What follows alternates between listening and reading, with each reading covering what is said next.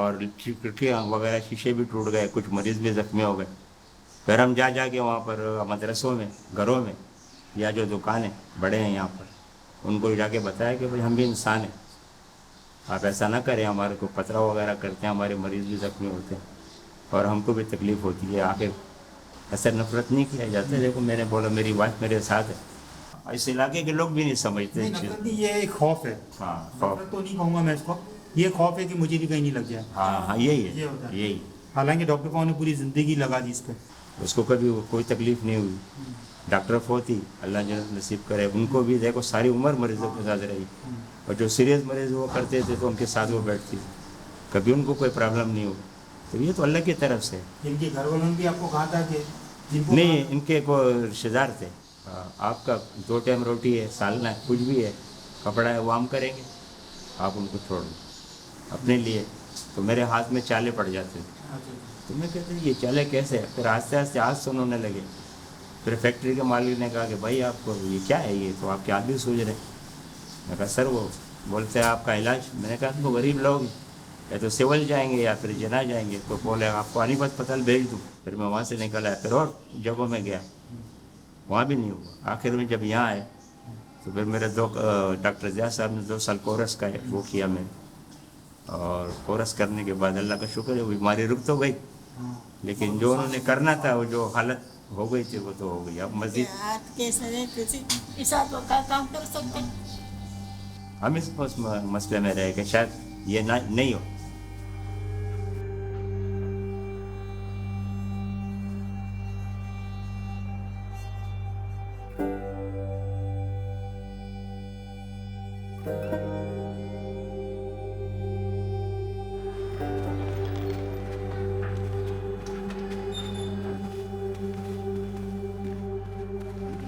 Leprosy is a disease which starts slowly and it has a very silent start. People usually do not have any pain in the beginning, or it affects the skin and the nerves. दुनिया, अच्छा हाँ दुनिया के शोर अच्छा अच्छा अच्छा इनके भी याद है वो भी। Disease like leprosy, which is grossly stigmatized. It's an infectious disease, but they say like 90% of human beings have natural immunity against it. So not everybody is supposed to get this disease, and it's transmitted by nasal secretions, by coughing, by sneezing, but it is after prolonged contact with an infectious person, like a person who is untreated and he has leprosy, and then his close contacts are more prone to develop this disease. The major symptom is a patch, a skin patch, which is of maybe a light or dark color, maybe reddish, maybe pale, and which is usually anesthetic, which has no sensation.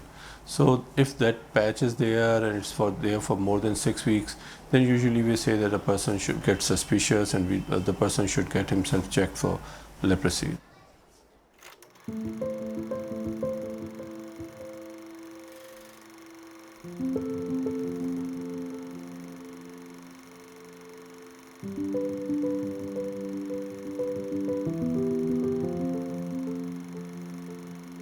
It was in 1960.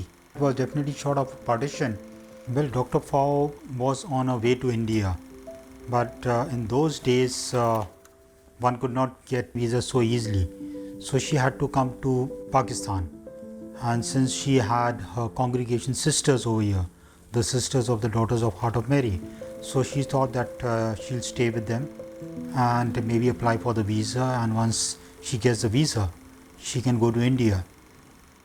It happened that when she came over here, the sisters said that, why don't you join us? We are going to a leper colony and you can see our work also.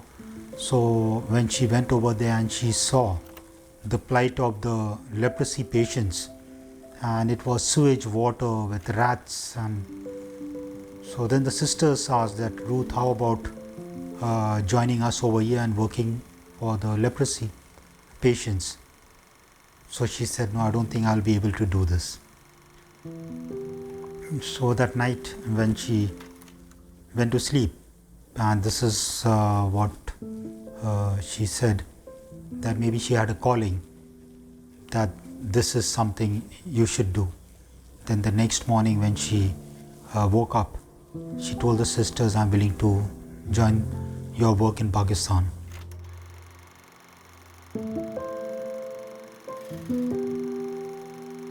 There were no facilities for the diagnosis or treatment of leprosy patients in Pakistan. There were some hospitals, but there was no proper arrangement.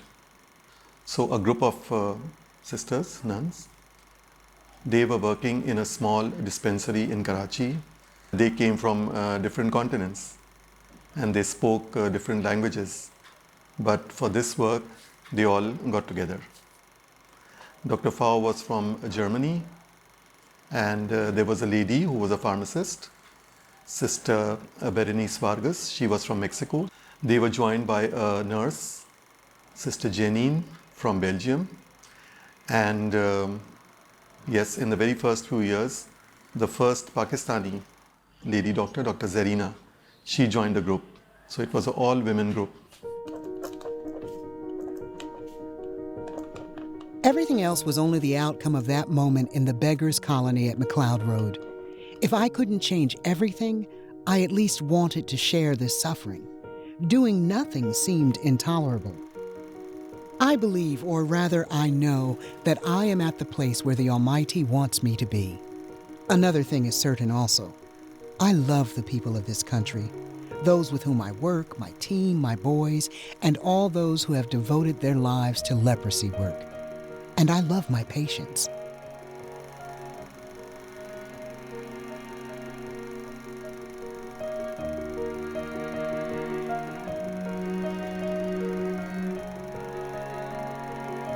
I first saw Sister Dr. Ruth Pfau about 45 years ago. I was then a theology student in the seminary in Karachi, and this young sister came with another nice young lady who was a Muslim doctor to tell us about leprosy. She said, as a doctor, my job is not just to give medicines. I have to deal with persons. And even if the person is a leprosy patient who is deformed, when you meet them, don't show that you are, at a revulsion. Just show that you are talking to a normal person. And it didn't matter to which religion you belonged. You were dealing with a human being.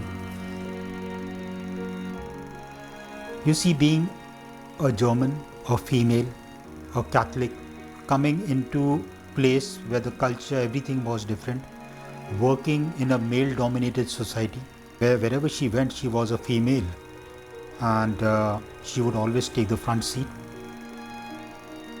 She established a structure, and it was not only controlling leprosy, curing the patient, it was the spiritual, the scars on the soul of a person. She would heal that person. She was very much concerned about human dignity. She gave that human dignity back to the patients. If there were some human rights issues, she would address that.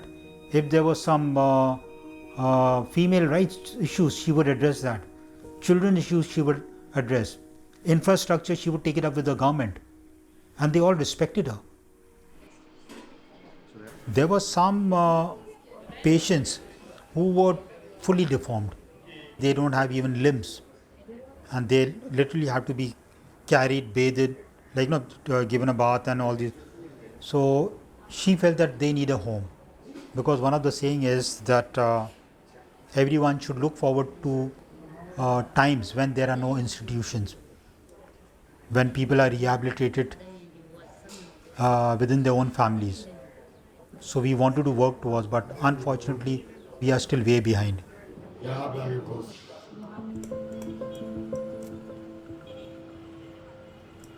As far as the law was concerned, we were an established hospital. In the beginning, we didn't dare to install window panes. Everything, from stones to rotten eggs and tomatoes, was hurled through the windows. Right up to our present, we have resisted all temptations to move to the city outskirts. Our place is where the people are. And on this tiny piece of land in the very heart of downtown Karachi, a modern 8-store building has arisen. The Marie Adelaide Leprosy Center.